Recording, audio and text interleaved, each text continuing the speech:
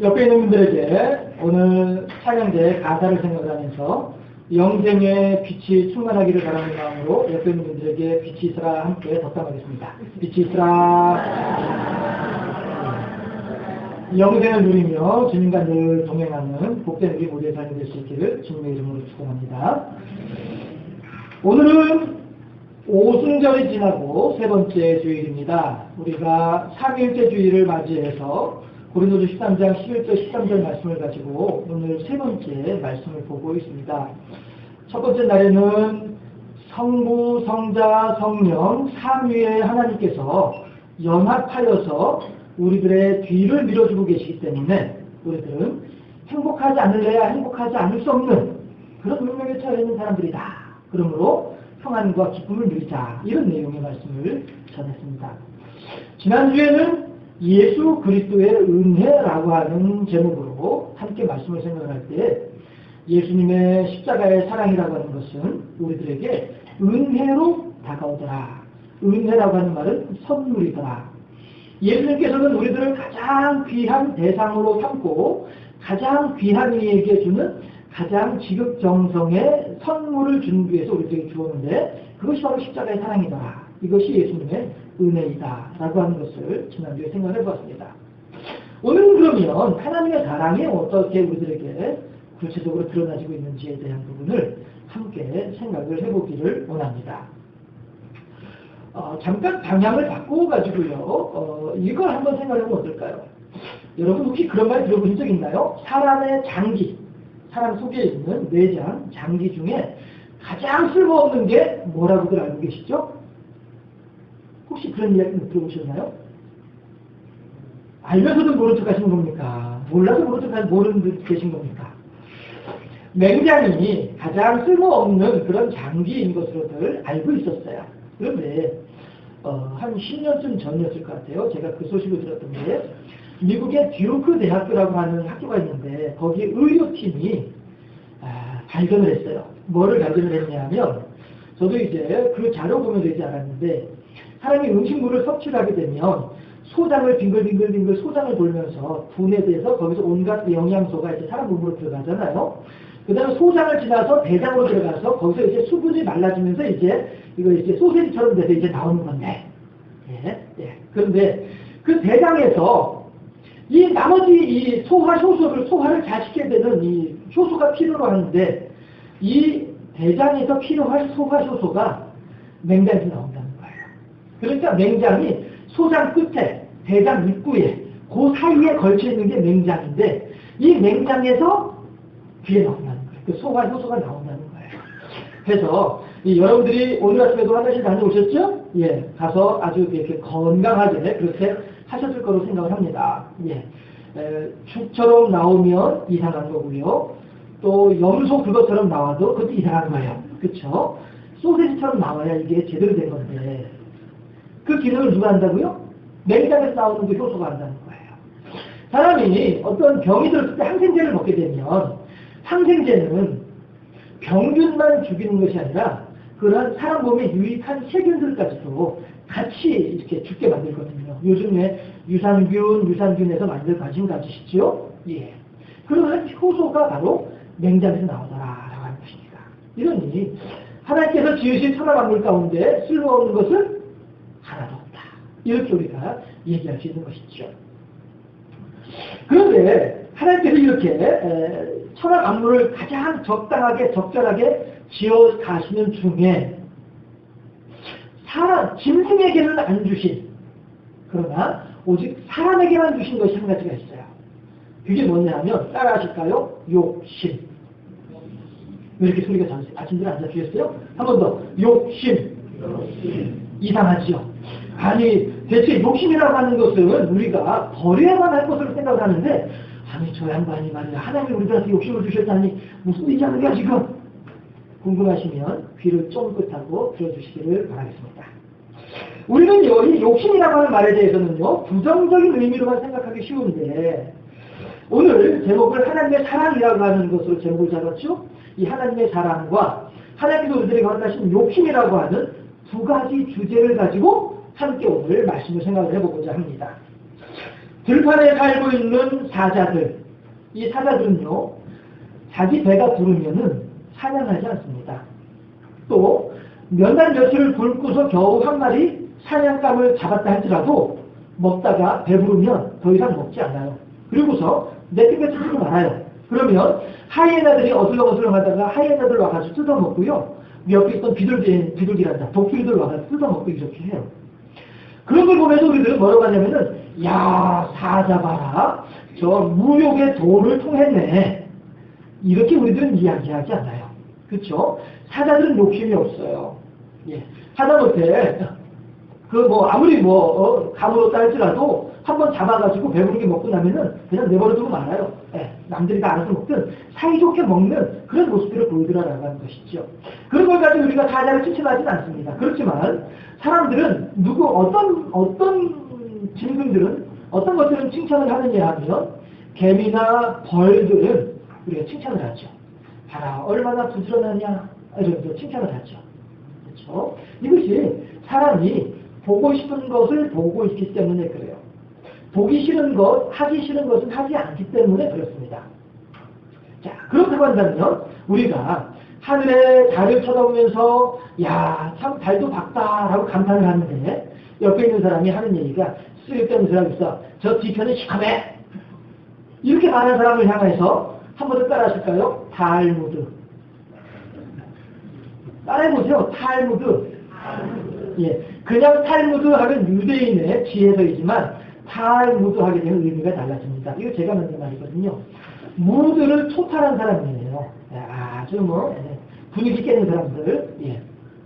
우리들은 야, 참 달도 밝다라고 얘기하지. 그 쓸데없는 하지 마. 저 뒤편 얼마나 춥고 얼마나 시커멓고 얼마나 은큼한지 몰라. 이렇게 말하는 사람들은 없습니다. 왜요? 다시 말씀드립니다. 우리들이 보기 좋은 것, 우리들이 듣기 좋은 것, 우리들이 하기 좋은 것, 이쪽으로 관심이 있기 때문에 그렇다라고 하는 것입니다. 그러면 제가 지금 함께 생각해보고자 하는 하나님의 사랑과 하나님께서 허락하신 욕심이라고 하는 말은 어떤 관계가 있을까? 우선 슬라이드 하나 보실까요? 민수기 11장 말씀이에요. 함께 합독해 보도록 하겠습니다.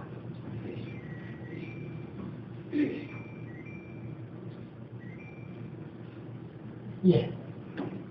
읽으실만 하죠? 예. 민수기 11장 26절에서 28절 말씀인데요. 예. 함께 합독해 보도록 하겠습니다.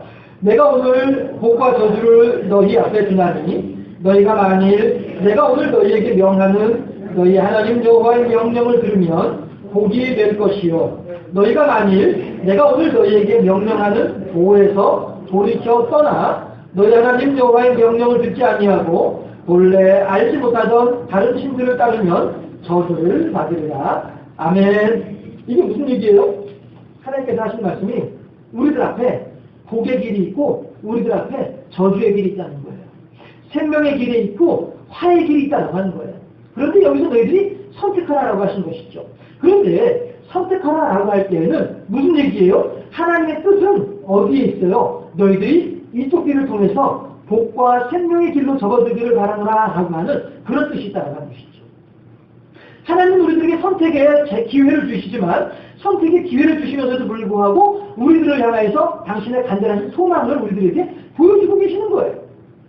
그래서 그것을 제대로 알고 있는 사람은 복과 생명의 길로 접어들 것이요 그것을 알지 못하는 사람들은 저주와 사망의 길로 들어갈 것이다 라고 하는 것이죠. 그렇다면 우리들은 과연 어떠한 길을 접어들어야 합당하겠느냐 하는 것이죠. 전도서 3장 11절에 보니까 하나님께서 뭐라고 말씀하시냐면은 내가 사람들에게 영원을 사모하는 마음을 주었더라 이렇게 말씀하세요. 영생의 복을 사모하는 마음을 우리들에게 주셨다라고 하는 거예요. 이게 뭐예요? 하나님께서 사람들에게 욕심이라고 하는 것을 주셨는데 그 욕심이 어떤 욕심이냐 하면 영원한 삶을 사모하는 욕심이다라고 하는 것이죠. 이것이 하나님의 뜻이다라고 하는 것입니다. 그러므로 우리는 하나님의 간절히 바라시는 복과 생명의 길로 접어들여야만 할 터인데 많은 사람들이 이 하나님의 간절한 소망, 하나님께서 우리들에게 허락하신 지혜를 따라서 하나님께서 우리들에게 간직하기를 바라시는 욕심을 따라서 생명과 복의 길로 들어가기를 설치할 터인데 안타깝게도 많은 사람들은 그리 하지 아니하고 마귀에 좋아하고 마귀에 간절히 원하는 저주와 사망의 길로 접어들고 있더라 하는 것입니다. 왜 그렇습니까? 이미 마귀에게 미혹당해 있기 때문에 그렇다 하는 것이죠. 비록 사람은 그렇게 어리석고 미련함으로 말미암아 하나님의 뜻을 거스르고 하나님의 마음을 아프게 하며 마귀의 길로 접어들고 있는 그러한 사람들이지만 그럼에도 불구하고 예수님께서는 뭐라고 말씀하십니까? 아버지여, 아버지께서 내게 주신 영혼은 하나라도 잃지 아니하나이다. 오직 하나님이 그는 어차피 멸망의 자식이었습니다. 그는 내게 주어진 하나님께서 내게 주어진 생명이 결코 아니었습니다. 그러므로 나는 내게 주신 영혼들을 하나님이 잃어버리지 아니하고 다 간직하는 나이다. 가르미가 빼고 11명의 제자들을 말씀하신 것이죠. 이것이 바로 하나님의 욕심입니다.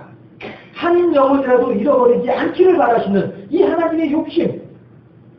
그래서 그 욕심을 위해서 하나님께서는 당신의 사랑하시는 아들 예수님조차도 십자가에 못 박게 하는 거예요. 왜요? 그렇게 함으로써 하나님의 욕심을 이루기 위해서. 하나님의 욕심이 무엇이라고요? 우리들을 구원해내는 것. 어느 한 영혼이라도 잃어버리지 아니하는 것. 이것이 하나님의 욕심이란 말이에요. 그 욕심을 실천하기 위해서, 그 욕심을 실현하기 위해서 당신의 아들조차도 포기해버리고 마는 하나님의 우리를 향한 지극한 사랑인 줄로 믿으시기를 바랍니다. 이 욕심은 우리들이 다 알 수 있는 십자가의 사랑입니다. 하나님의 사랑은 다른 말로 표현을 하게 되면 내가 창조하고 내가 사랑하는 이 모든 영혼들을 단 하나라도 잃어버리지 아니하겠노라라고 하는 하나님의 선포와도 같은 것이 십자가의 사랑이다라고 하는 것입니다. 우리가 생각하는 욕심은 남의 것을 억지로 빼앗아서 나의 것으로 만드는 것이 우리가 생각하던 욕심이었습니다. 우리가 생각하는 욕심은 남이 어찌되었든지 간에 신경 쓰지 않고 나만 행복하고 나만 도움을 낸다라고 하는 이기적인 마음을 가졌던 것이 이것이 우리들이 생각하던 욕심이었다라고 하는 것입니다. 그렇기 때문에 내가 그러하다 보니까 하나님도 그러한 줄 알고 하나님은 설마 하니 나 같은 욕심을 하나님께서 가지고 계시겠어? 라고 하는 오해들을 하고들 계셨더라 하는 것이죠. 그러다 보니까 심지어는 어떤 일들까지도 벌어지냐 하면 하나님이 나 같은 욕심쟁이는 나 같은 죄인은 용서하지 않을 거야. 세상에 욕심이 없고 세상에 선하기만 하시는 하나님이신데 나 같은 욕심쟁이를 어떻게 받아주시겠어? 이러한 엄청난 오해 가운데 빠지는 사람들도 들어있더라 하는 것입니다. 하지만 하나님께서는 우리가 죄인 되었을 때에 이미 당신의 아들 예수 그리스도를 십자가에 못 박음으로써 우리를 향한 당신의 사랑을 확증하셨노라고 로마서에서 말씀해주고 계십니다. 또한 민수기 11장에서는 다시 말씀드립니다만은 우리들을 향해서 뭐라고 말씀하시냐면은 얘들아 나에게도 욕심이 있다. 너희들 모두가 저주의 길로 가져가기를 바라는 이것이 나의 욕심이다. 마귀를 따라가는 그 마음을 돌이켜서 나의 길로 돌아오도록 해라. 나의 생각을 따라서 나의 마음을 따라서 나의 욕심을 따라서 그 길로 걸어오기를 바라노라. 내가 이곳에서 너희들을 기다리고 있으니 너희들 앞에 놓여져 있는 생명과 복의 길, 너희들 앞에 놓여 있는 저주와 사망의 길, 그 길에서 내가 기다리고 있는 이 생명과 복의 길로 접어 들어와서 나와 더불어 함께 천국에서 영생의 복락을 누리도록 하자. 이것이 나의 욕심이다. 하나님께서 말씀하고 계시는 줄로 믿으시기를 바랍니다. 자녀를 대여섯 명 혹은 10여 명씩 낳은, 사실 예전에는 어른들 다 그렇게 하시지 않았어요. 예.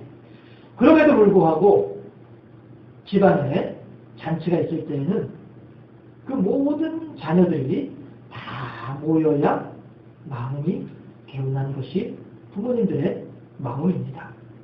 아이고 너희네 욕심도 많으시네. 그 10명 중에서 그래 한 명 빠졌다고 그렇게 하십니까? 그게 부모의 마음이잖아요. 그렇지 않을까요? 마찬가지로 우리 주님께서도 99마리의 양들을 그냥 들판에 두고서라도 한 마리의 길을 잃어버려서 목숨이 경각지간에 달려있는 그 불쌍하고 처량하기 그지없는 어린 양을 찾으러 나가는 목자의 마음이 우리 주님의 마음인 줄로 믿습니다. 아이고 그 양반 참 욕심도 많네. 99마리 있으면 지금 먹고 100마리 다 채워야 된다고 그러고 있어. 그렇게 유난 떨고 있어. 숫자의 문제가 아니라 고통당하고 두려워하고 힘들어하고 슬퍼하는 절망에 빠진 그 심령의 문제이다라는 것이죠. 그 마음을 안타깝게 여기시는 하나님의 사랑이 그렇게 99마리를 들판에 두고서라도 찾아나서도록 만드시는 것이 이것이 하나님의 사랑이다라는 것입니다. 함께 찬송가 한 장 같이 불러보시기를 바랍니다. 찬송가 387장입니다. 함께 찬송하도록 하실까요?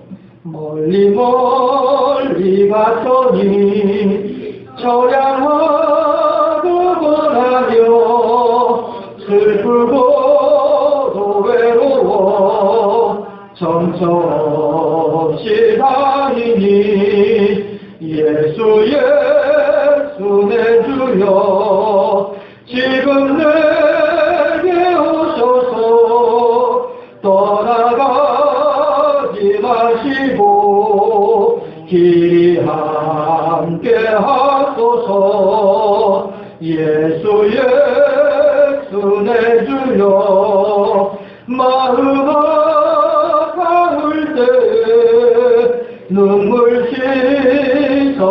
씻어주시고 나를 위로하소서 예수 예수 내 주여 지금 내게 오셔서 떠나가지 마시고 길이 함께 하소서 다니다 가실 때에 쓸쓸한 것만 나도 홀로 있게 마시고 주여 보하소서 예수 예수 내 주여 지금 내게 오셔서 떠나가지 마시고 길이 함께 하소서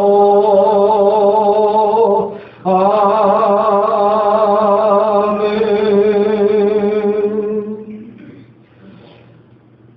이 자리에 앉아 계시는 우리 모두가 바로 그렇게 한 마리의 길을 잃어버렸던 양과 같은 처지였던 우리들이었던 것을 알 수가 있습니다.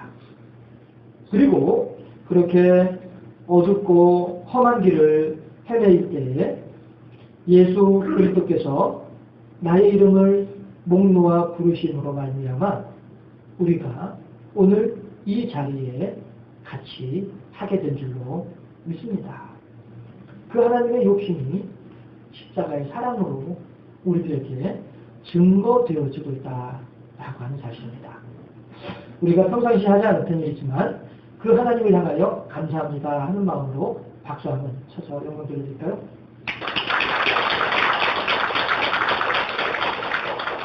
참으로 좋으신 우리 아버지 하나님이신 줄로 믿습니다. 요한일서 4장 9절 10절 말씀을 함께 보도록 하겠습니다. 요한일서 4장 9절과 10절 말씀입니다.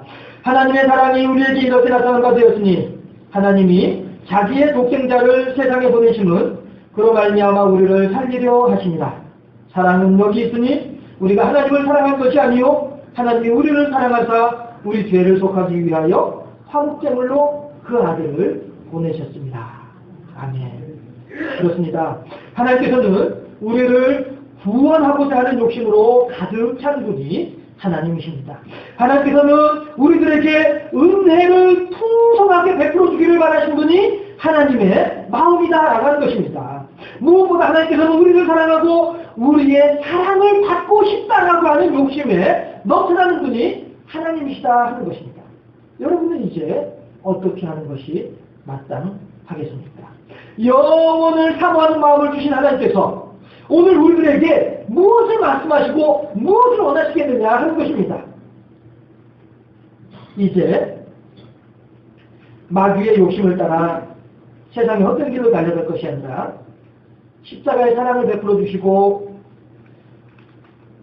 온갖 은혜 가운데 거할 수 있도록 복을 더해 주시는 하나님의 욕심에 순종하여서 우리들은 이제 구원에 대한 욕심을 가지고 하나님의 허락하시는 은혜에 대한 욕심을 가지고 무엇보다도 하나님께서 베풀어 주시는 사랑에 대한 욕심을 가지고 그리고 더욱 복되고 풍성한 하나님과 동행하는 이 복되고 아름다운 삶에 대한 욕심을 가지고 하나님을 기쁘시게 해드리는 일에 욕심을 가지고 그렇게 하나님의 편에 서 있는 하나님의 사랑에 감사하고 감격하는 아름다운 우리 모두가 되어줄 수 있기를 주님의 이름으로 축원합니다.